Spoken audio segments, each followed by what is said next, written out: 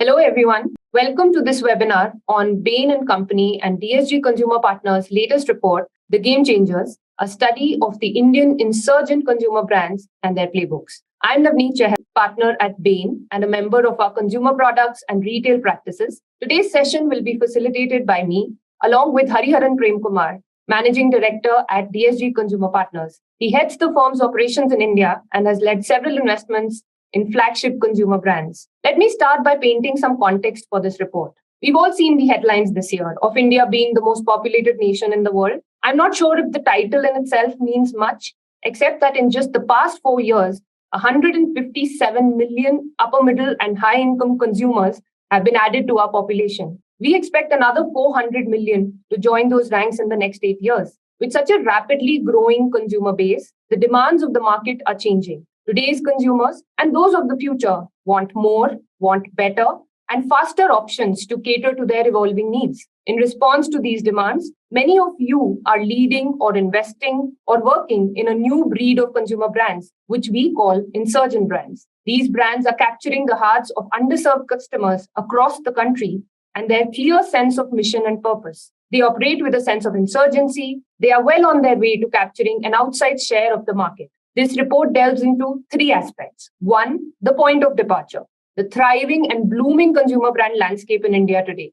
the strategies and successes of these insurgent brands, providing some insight into their disproportionate growth and offering a playbook for capital efficient scaling. 3, a view into the consumers of today and of the future and how brands can tap into some of this consumer evolution as part of their playbooks to scale. So without further ado, let us dive right in. Hari, over to you to kick us off. Thank you, Navneet. Hello, everyone. We'll start off with the macro outlook first. I think the most defining macro trend that will play to the advantage of insurgent brands is this growth of the upper middle class. As you can see from the graph, the upper middle class and high income segments will constitute more than 50% of consumer spends in 2030. As opposed to that, if you look at the market today, it is still the lower income segments that contribute to majority of consumer spends. And hence, the brands that have scaled up at present are largely brands that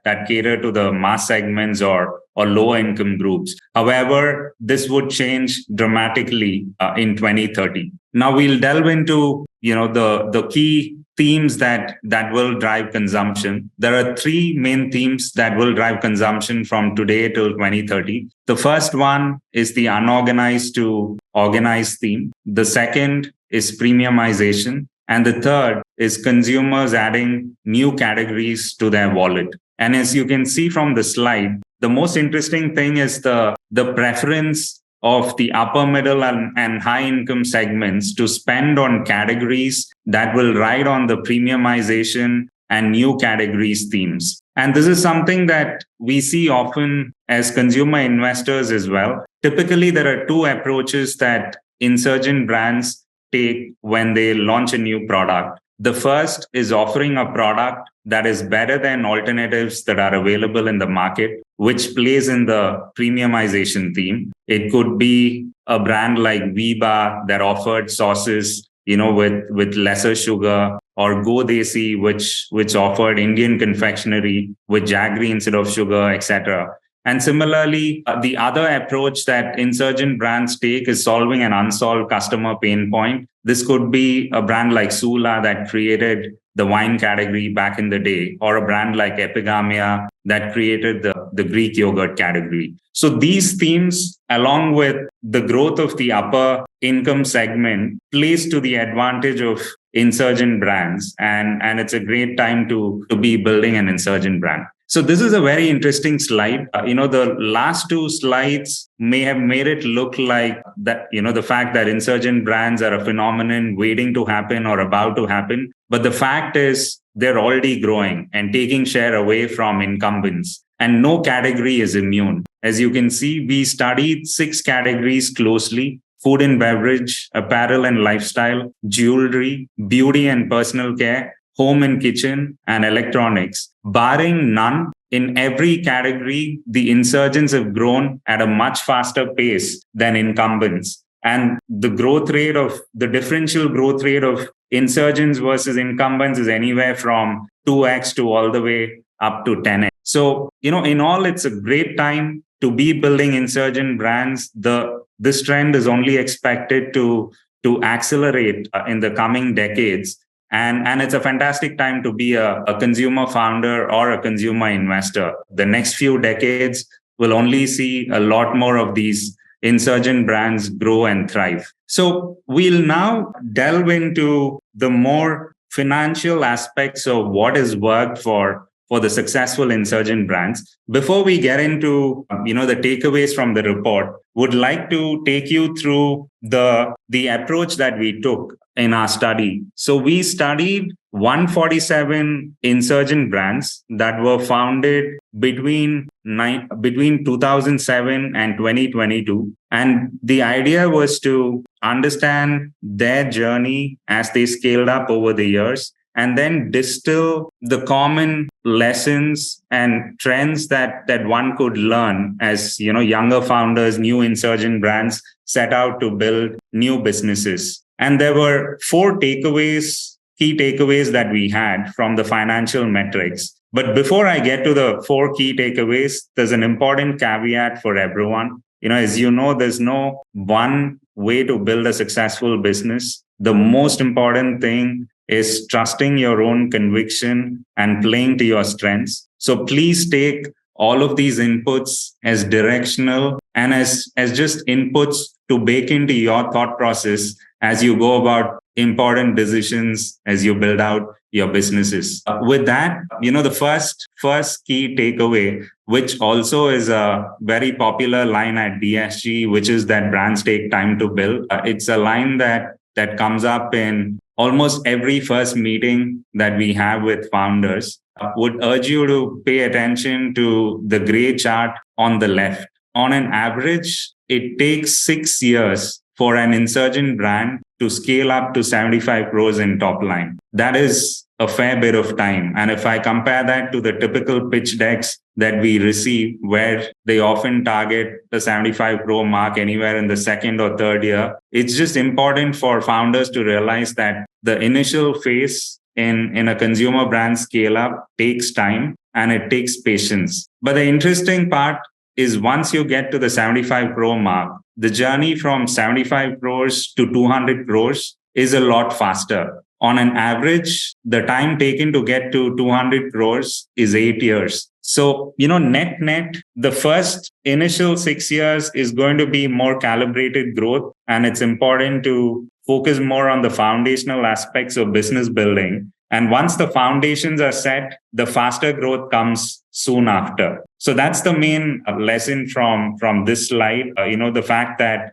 one has to be patient, especially in the first 6 years of building a consumer brand. Now that we know that it takes patience to build a consumer brand, the next thing we did was to double click on businesses that have scaled past the 75 crore mark. And we wanted to dig deeper into businesses that we felt were growing at a healthy pace with healthy capital efficiency. Capital efficiency is a metric that we monitor closely at DSG. The way we define it is the revenues of a company divided by the cumulative capital consumed by the company till that point in time. So the filters that we used to identify these brands were a 30% year-on-year growth rate on the revenue front. And on the capital efficiency front, it was 1.5x capital efficiency. When we applied these two filters, we identified 18 brands that we wanted to dig deeper into. And for these 18 brands, we studied their journey from inception to the current date to distill important lessons on key financial metrics that we could use for younger brands. So the first metric we looked at was gross margins. And as you can tell from the graph, the trend line from year 0 to present date is fairly range bound. So this graph actually has gross margins, that were normalized to understand the variation since year 0 for each one of these brands. And, this graph is just a validation of the maxim that you die with the gross margins that you're born with. We often see the struggle that consumer brands have in terms of maintaining gross margins as they scale. There's always a strong downward pressure because of competition, a need for growth, etc. If anything, the brands in the top right quadrant have done a fantastic job in sustaining their gross margin over a long period of time. So, two main takeaways from this slide. The first is pay attention to gross margin early, because that will determine your steady state gross margin. And the second thing is it's very important to sustain gross margins as you scale and then, fight the downward pressure as you scale up. The second one, and personally for me, the most interesting of the takeaways is on the EBITDA margin. As you know, consumer brands have the potential to get to profitability fairly early in their journeys. So we plotted the profitability of each one of these brands from inception to current date. And then when we plotted it on a chart, I was just fascinated on the consistency of the trend, just the way the lines between the top and bottom dotted red lines, barring none, every brand in the top right quadrant got to less than minus 25% EBITDA loss by year 4. In fact, many of them got there a lot sooner. So, I think this is a fascinating input for founders because it addresses one key question that almost every founder grapples with, which is the growth versus profitability trade-off. We often have conversations with founders where, they are questioning the right pace of growth, the right amount of forward investment in teams, in marketing, because there is a trade-off between growth and these investments. And, I think this chart here should give you a great framework to think about those trade-offs. As you can see, every brand has gotten to less than minus 25% EBITDA soon in their journey. And for us, this is the first milestone in the path towards profitability. Ultimately, every brand has to become profitable. And, we see this minus 25% EBITDA as the first step in that direction. The other interesting thing about the minus 25% EBITDA margin threshold is that when a business gets to that zone, that is typically where the unit economics of the business is proven. And the founder typically also is on top of the levers that would take the business to profitability. So in general, it's a great zone to be in. And the sooner you get into that zone, the better, and march on towards profitability. The third takeaway, this is on capital efficiency. I briefly spoke about the metric that we measure. We use this metric to filter the brands as well. The interesting trend that we saw was that the insurgent brands were strong on capital. The brands in the top right quadrant were strong on capital efficiency from inception itself. And, it is a mindset. And the main takeaway here is that, it's better that you're capital efficient from inception itself. And, it just helps you maintain that through the rest of the journey. Because anecdotally, we do know of brands that did not start off with a very capital efficient mindset at the beginning. And it is a struggle to correct and become capital efficient later on. It's not impossible, but it is a painful journey. So if anything, it helps to start with capital efficient mindset from early on. And as you can see, the median value of capital efficiency of the top right quadrant brands was always above 1.5x. And most of them were better than 1.5x for 2/3 of their journey till this point in time. The other inference from this slide is the fact that consumer brands do not need a ton of capital to scale. And, one can scale a consumer brand to profitability and needn't depend on investors for a lot of money to scale the brand. So to summarize, there were 4 important takeaways in our study on the financial metrics. The first is that brands take time to build, especially in the initial years. It takes 6 years to get to 75 crores top line. The second is paying attention to gross margins early enough, as that will determine your steady state gross margins. The third is on EBITDA profitability, the importance of driving to the EBITDA minus 25% zone as early as you can in the journey, ideally shorter than 4 years. Fourth is the importance of having a capital efficient mindset as early as possible in the journey. And that would just help you, take control of your destiny, not depend on investor money, and drive the business to profitability and build it in a sustainable manner. So those are the four main takeaways on the financial metrics front. To get into the DNA of a successful insurgent brand, I'll hand it back to Navneet now. Thanks, Hari. So we now know the financial indicators of success for an insurgent brand. But like Hari said, what does the successful insurgent brand DNA look like? And what are the dimensions on which these brands deploy time or capital or resources, which allows them to actually break through in terms of scale and outcomes? So as part of this study, we looked at 150 different brands. We had detailed discussions with several founders. We tried and layered on what we learned from these conversations on top of the analysis that you saw Hari talk through. And there are actually 5 distinct elements we discovered that every successful brand got right. We believe these are the core tenets of the playbook if you want to scale a consumer brand in India. So let me talk through the 5 elements as we laid them out. First, and probably the most foundational, is that each successful brand that we spoke to had a clear consumer purpose at the core of its existence. Their founders had identified a very clear, very real, and very underserved need of the consumers. Whether this was the lack of quality headphones for the college student, or it was in some cases healthy food options for babies or the working mother, or the lack of quality produce and options for folks that are health conscious, successful brands were born out of an acute consumer need gap, which was identified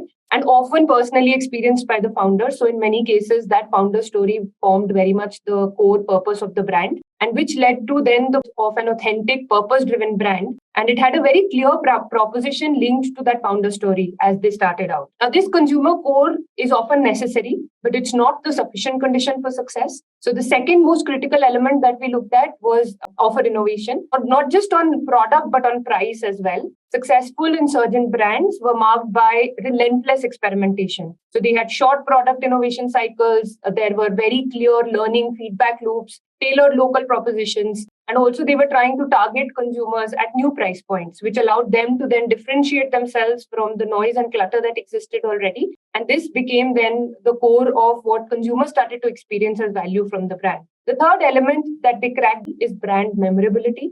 Now, it's important for brands to start building memory structures in the minds of their target consumers over time. And for this, they often need to build distinctive assets. Across the brands that we studied, we saw that the distinctive assets have been built by creating assets around logos, taglines, celebrities, jingles. But insurgent brands have taken it one step further and have started to actually innovate on this dimension as well. And I'll talk about some of those examples further down. The fourth important element is shoppability. I think the one clear understanding about the consumer today is that they are multi-channel now. Now, while most insurgent brands start on what we can call alternative channels, whether that's third-party e-commerce platforms, whether it's their own D2C channel, they do need to expand channels as they scale. Now, the timing of channel expansion, at least in the way in the brands that we studied, turned out to be very, very crucial. And there are some conditions that we feel need to be met as every brand thinks about expanding beyond what is their natural first channel. And let me talk about that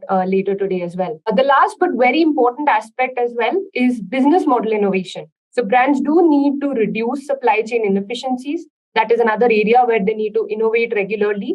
And this can help create a differentiated advantage as they scale. So as we step back and looked at what is it that successful insurgent brands are doing differently, these 5 elements stood out very clearly. Let me take you through each one of them one by one. So what does consumer purpose at the core or brand purpose really mean? We came up with this concept of elements of value, which is a way to measure brand purpose and how it resonates with consumers. The process here was fairly detailed, included surveying hundreds of thousands of customers across multiple countries, 9 product categories. What is an element of value? It is an aspect of value that the consumer experiences. We consider it delivered if at least 50% of the consumers of the brand rate the brand 8 or higher on a scale of 10 on that specific element of value. there are a distinct set of 31 elements you see on the page that resonate best with current consumers. The interpretation, of course, of a lot of these, whether that's quality, whether that's what natural means, or how it removes friction from the consumer's life,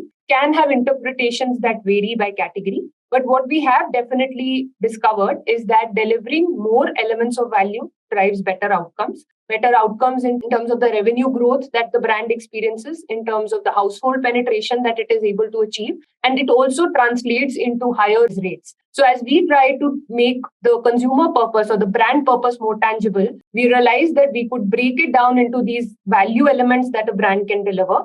And the fact that a brand is delivering more elements of value and also higher order elements of value started to become a very good predictor of how brands would differentiate themselves on growth, penetration, as well as repurchase rate. The other aspect to keep in mind is that different consumer segments perceive these values differently from sometimes the same brand. So insurgents will typically try to go after the one or two consumer segments that they start with.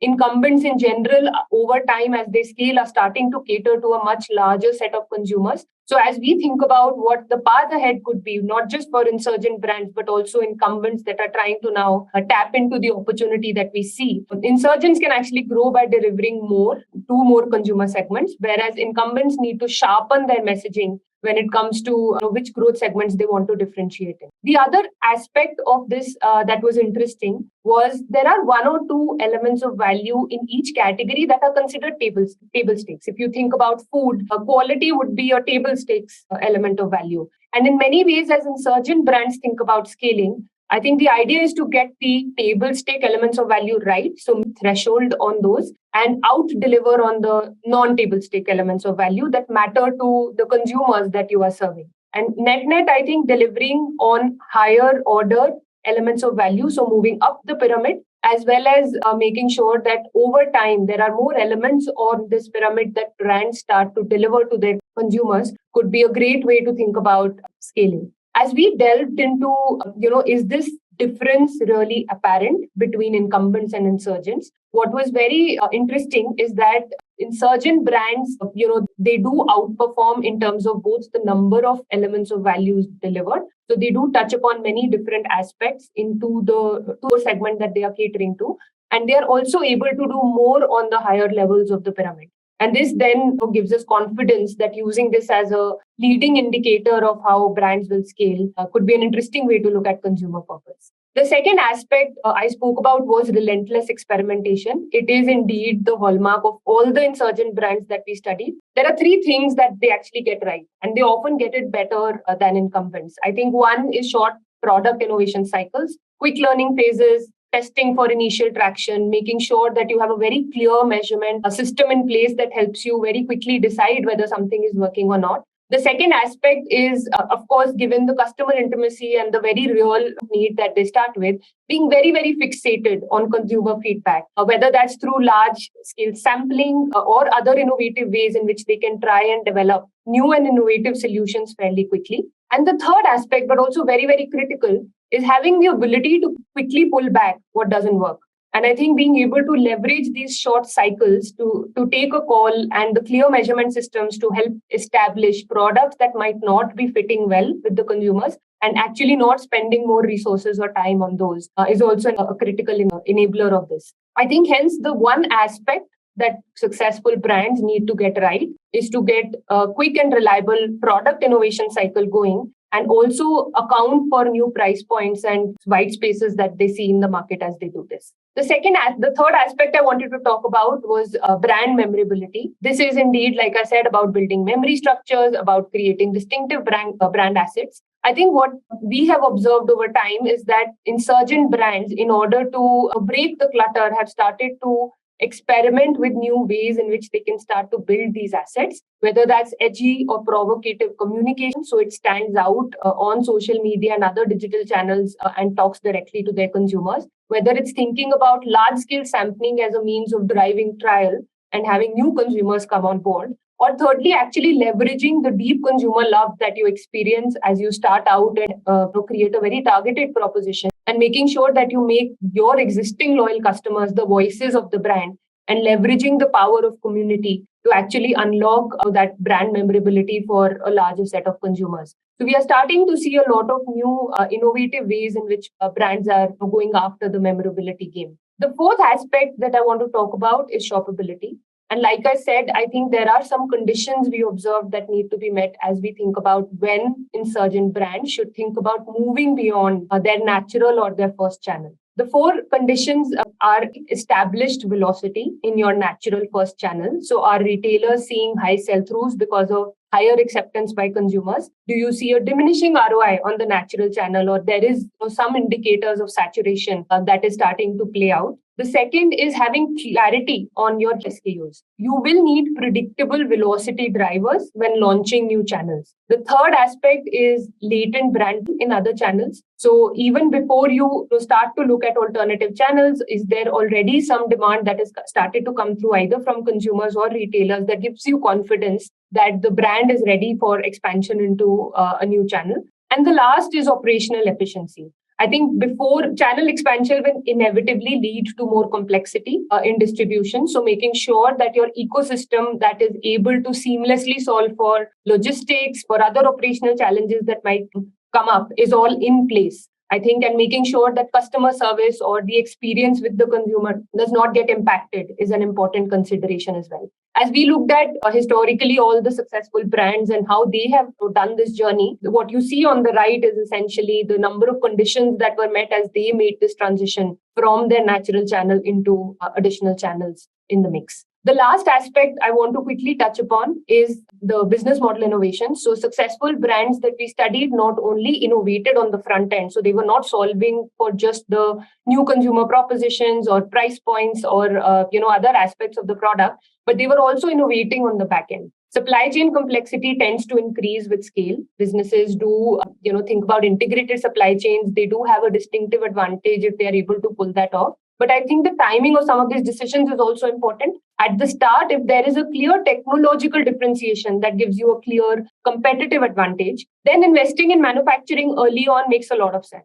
This would be relevant in food categories, dairy categories, but there is also a very clear case for then outsourcing at the beginning, as most electronic players would have done in the initial days. Now, as brands scale, supply chain often develops several choke points. I think what is very critical is to stay on top of these choke points and make sure that you start taking decisions about transitioning to taking over the choke points or being completely, not being completely outsourced. And over time, start to build fully integrated backend capabilities that can create predictability in cost and predictability in quality. And I think that over time is sort of the transition we've seen a lot of successful brands to enable them to deliver a consistent consumer experience as they scale. So as we make all of it come together and we think about these 5 dimensions, I think what starts to also become apparent is that if you think about excelling on each of these elements, it does have implications on what about the consumer do you need to truly deeply understand. So for you to get the consumer purpose right,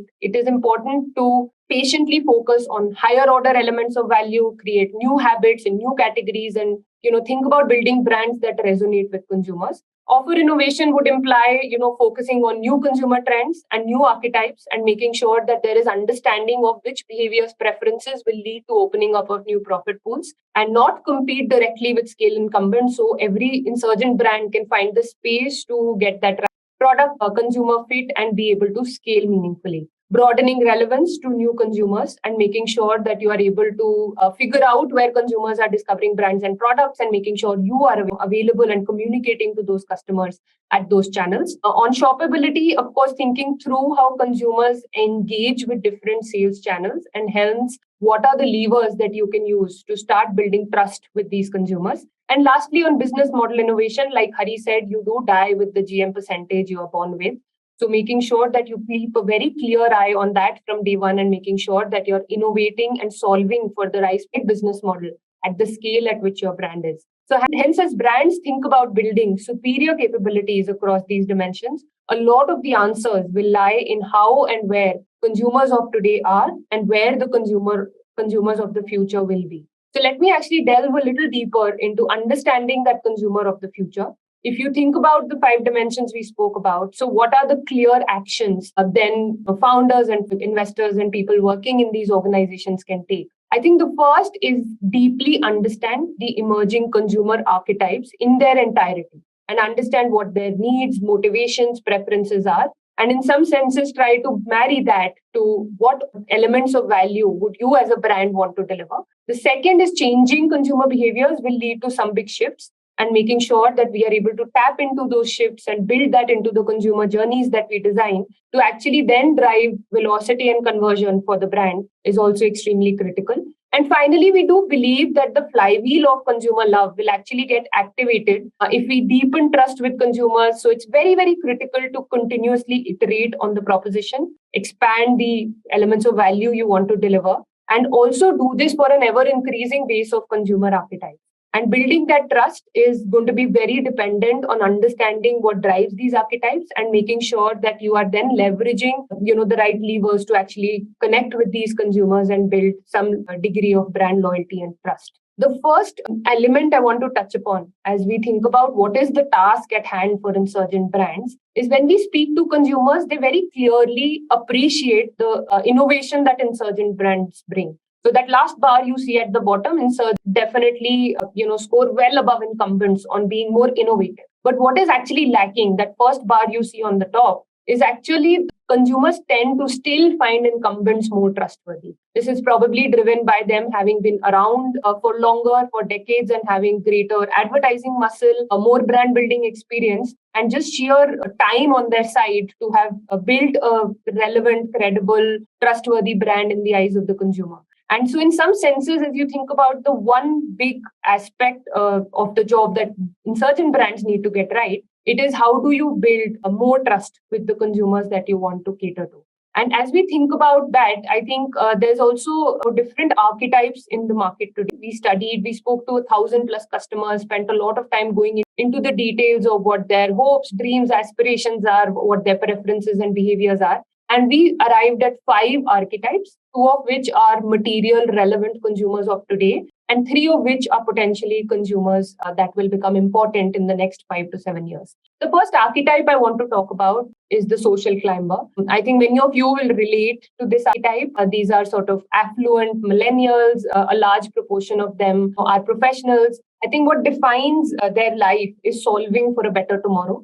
So in some senses, I think their motivations are driven by how do they make tomorrow better than today. So whether that is being health conscious, saving enough for that rainy day, making sure that they've set aside enough corpus for their children, for their retirement, for their health. But at the same time, also looking at how can they make the most of the time and money that they have today. It is very interesting as you talk to these consumers about their brand preferences, how they purchase in the market. They do value family and societal values. There is an element of, how the brand is perceived in the market, what the packaging states, that does play a role in their decision making. They are also differentially compared to all the other archetypes that we studied, influenced by ratings and reviews. So they like making their own decisions. They like relying on the opinions and experiences of other consumers, even if nameless and faceless, as a means to figuring out what products they want to try, how they want to build loyalty and trust with different brands. The second archetype,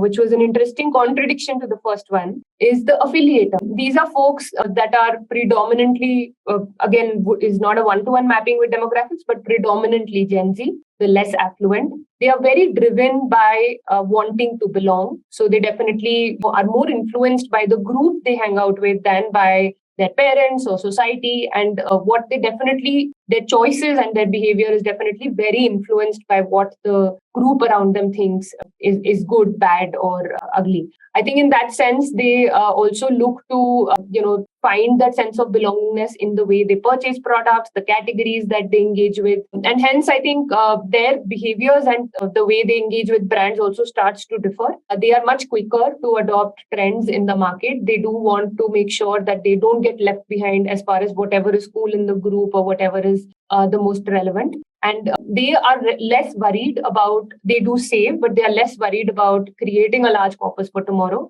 They like to live in the here and now, and hence this would, it would be the contact center employee that you might see in your organizations or around you, who still aspires to and wants to own an iPhone, have the right brands in their kitty, and actually want to solve for elevating their lifestyle to match their peers. There are four additional archetypes, that I would like to call about, which are not as material or relevant today. We started to see some green shoots of these behaviors in the market. But essentially what we believe is that these archetypes will become very, very pertinent and very material over the next decade. There is the maximizer. These are folks that are trying to solve for making the most of their time here. So you will see them running marathons, optimizing for experiences, solving for as much value as they can create, and investing in themselves, and being very, very conscious about making sure their physical and mental well-being is primary, and making sure that they are able to make the most of every aspect of their life, whether professional or personal. The consciously productive are folks that want to make sure that they are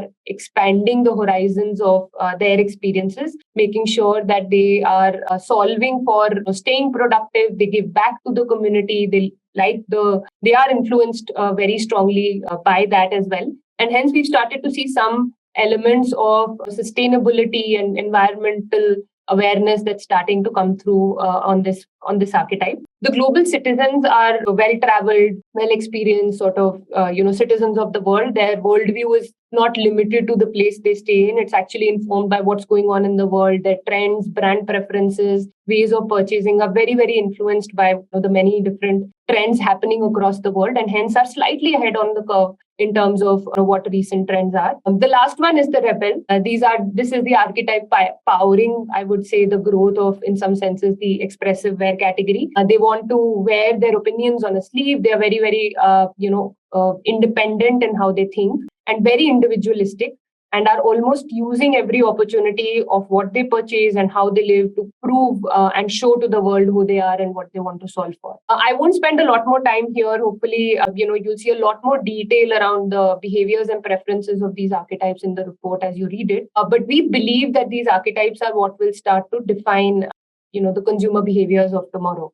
And as brands think about the ways in which they want to relate to customers, of where brand discovery would happen, some of the differences in behavior that we start to see become very, very relevant. So whether it is the importance of social media, and how certain archetypes engage a lot more with certain social media channels, advertisers versus celebrities and their influence on different archetypes, I think those choices start to become a lot more pertinent and explicit for brands as they delve deeper into what each archetype is solving for. Similar narrative around how they build trust. So there are differences. Like I said, the social climbers are solving for online reviews and ratings being their primary drivers of information as they think about which brands they want to purchase, versus certain others that are solving for the reputation of the brand, or micro influencers that actually play a bigger role in determining their preferences. The other aspect I want to call out is the role that communities have started to play in how brands think about building a loyal consumer. And as I spoke about this earlier, I think the many ways in which you can either bring people together, so have shared causes at the core of it, drive sampling via people who have already probably become loyal customers, and also get the flywheel going by bringing these two groups together and making sure that your customers, existing customers, are starting to become the voices of the brand in the broader community, is also a way in which a lot of brands can start to think about driving conversion and velocity. The last aspect I want to touch upon in the context of building trust is there are certain megatrends we have observed across different archetypes that are starting to become very, very pertinent. And it will be helpful for brands to think about these trends and how they want to tap into some of these to start and build those connections and channels of trust with the consumer. On the left, the four that you see are very clearly emerging across archetypes. So whether that is better for you products in the context of natural product or chemical-free products, the element of, whether it's made in India or not, for across different archetypes, that's starting to play an important role in what they purchase. The physical and mental health being the core of what they want to solve for, and hence any products that speak to benefits for them personally and their health. And the last is just being more responsible inhabitants of the earth. So hence how the eco-life aspect plays out, elements around sustainability, around treatment of animals, about what's better for the planet is starting to become more and more material in at least the communication that they appreciate. On the right, you see certain trends that have been specific to some archetypes. And as these archetypes become more material in the market, elements around being minimalistic and whether that it reflects in your packaging or in the products that you put together, a community and how you leverage the power of community to build the brand, as well as giving consumers the ability to be individualistic and to express themselves. I think those are the three that are starting to emerge, which are specific to some of these archetypes. So as I close, would love to sort of step back again and talk about the 5 elements. And I think what are hence the actions that insurgent brands need to take to cater to being a consumer purpose driven brand at the core. Are you clear about which consumer archetypes and elements of value you want to target and excel on? On innovating on offers and products, are you on trend? Which are the mega trends, as I just spoke about, that the brand wants to leverage? And hence, as you think about your product portfolio, as you think about the pricing innovation that you want to do, which of these trends would you want to marry those two? The third element is around building memorability. So are you leveraging the power of communities to drive brand awareness, to drive consideration, and to start building trust with your core consumer segments? The fourth element is making sure that you are available and you are present across different channels that your consumers interact with, and making sure that you make these transitions at the right time, meeting the conditions that are necessary to expand channels successfully. And the last is, as you scale up, will your current operating model enable you to maintain that differentiation in the market, or will it require innovation and will it require more customer experience being centered in how you think about the back end and where you choose to innovate? So those would be some thoughts we'd love to leave behind with all of you. And with that, would love to invite Hari back. And here are the resources available of where the report will be available. Hari and I, of course, the contact details are shared here. Please do reach out to us if you'd like a copy of the report. And our co-authors, Joydeep, Deepak, and Dhruv as well. Thank you so much.